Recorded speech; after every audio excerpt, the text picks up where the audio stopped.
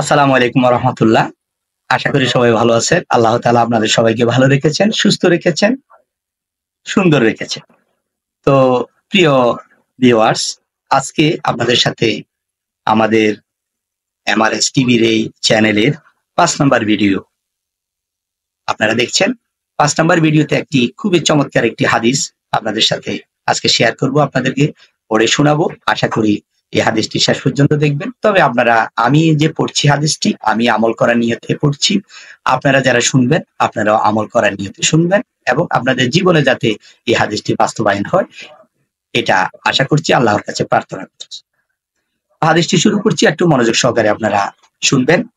হযরত হুযায়ফা রাদিয়াল্লাহু তাআলা আনহু থেকে বর্ণিত আছে যে রাসূলুল্লাহ সাল্লাল্লাহু আলাইহি ওয়াসাল্লাম ইরশাদ করিয়াছেন, কাপড়ের কারুকার্য যেমন মুছিয়া ও অস্পষ্ট হইয়া যায়, তদ্রূপ ইসলামও একসময় অস্পষ্ট হইয়া যাইবে।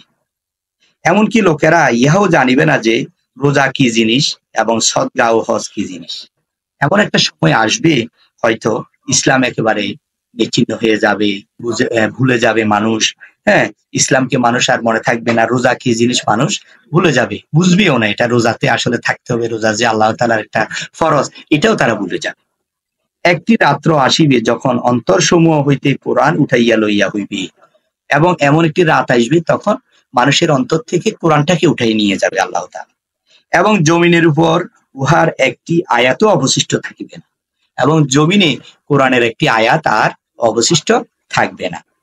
বিক্ষিপ্তভাবে কিছু বৃদ্ধ পুরুষ ও বৃদ্ধা মহিলা থাকিয়া যাইবে, যাহারা বলিবে যে আমরা আমাদের মুরব্বীদের নিকট হইতে এ কালেমা লা ইলাহা ইল্লাল্লাহ, এজন্য আমরাও এই কালেমা পড়িয়া থাকি। এবং পৃথিবীতে কিছু মানুষ থাকবে, তখন তারা বলবে আমরা আমাদের পূর্বপুরুষ থেকে এটা শুনেছি, লা ইলাহা ইল্লাল্লাহ, এটা আমাদের পূর্বপুরুষেরা বলেছেন, আমাদের মুরব্বীরা বলেছেন, তখন তারা এটা পড়ে, আমরা এটা পড়িয়া থাকি। হযরত হুযায়ফা রাদিয়াল্লাহু তাআলা এর শাগরিদ শিলা জিজ্ঞাসা করিলেন, যখন তাহারা রোজা, সদকা, হজ সম্বন্ধে জানিবে না, তখন শুধু এই কালেমা তাহাদের কি উপকারে আসিবে? তখন তাদের কাছে ইসলামের কোনো ভিত্তি থাকবে না, তারা সদকা করবে না, দান করবে না, হজ করবে না, তারা ভালো মন্দ তাদের পার্থক্য করার মতো কোন পরিবেশ থাকবে না, সবকিছু এরা ভুলে যাবে, নামাজ ভুলে যাবে, রোজা ভুলে যাবে। তখন একজন প্রশ্ন করলো, তাহলে তারা কালিমা দিয়ে কি করবে? শুধু কালিমাটা পড়বে, লা ইলাহা ইল্লাল্লাহ, এটাই তারা বলে যে আমাদের পূর্বপুরুষেরা এটা বলেছে, এই জন্য আমরা এটা বলতেছি, এটা পড়তেছি। তিনি ৩ বার এই প্রশ্ন করিলেন। প্রতিবারে হযরত হুযায়ফা রাদিয়াল্লাহু তাআলা আনহু জবাব দেওয়া হইতে বিরত থাকিলেন। এইভাবে ৩টা বার প্রশ্নটা করলেন, কিন্তু হুযায়ফা রাদিয়াল্লাহু তাআলা আনহু এই প্রশ্নটা উত্তর দিচ্ছিলেন না।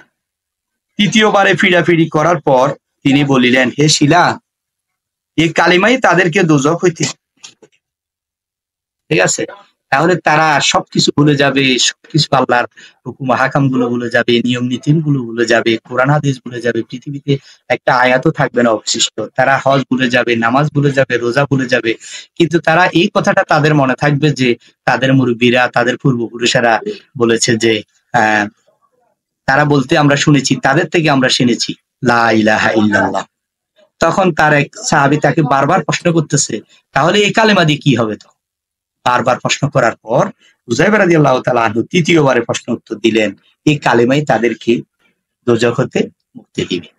তাহলে এই কালেমার গুরুত্ব কত, এই কালেমার মূল্য কত, এই কালেমা আমরা পাঠ করেছি, লা ইলাহা ইল্লাল্লাহ, আল্লাহ ছাড়া কোনো মাবুদ নেই। এটা মনে এবং প্রাণে একিন এবং ইখলাসের সহিত আমাদের বিশ্বাস করতে হবে। আমাদের একজনই সৃষ্টিকর্তা রয়েছেন, তিনি আমাদের খাওয়ান, তিনি আমাদের পালেন, তিনি আমাদের সবকিছু করেন, তিনি আমাদের চূড়ান্ত সিদ্ধান্ত। এই কালেমা যতক্ষণ থাকবে, আল্লাহ তাআলা অবশ্যই আমাদেরকে দোজখ থেকে রক্ষা করবেন। তো এই হাদিসটি আমরা আমল করার চেষ্টা করব, আমলের নিয়তে আমরা শুনবো, বারবার শুনবো। ইনশাআল্লাহ আমরা পরবর্তী ৬ নম্বর হাদিসটি দেখার জন্য আপনাদের সবাইকে অনুরোধ করছি। আসসালামু আলাইকুম।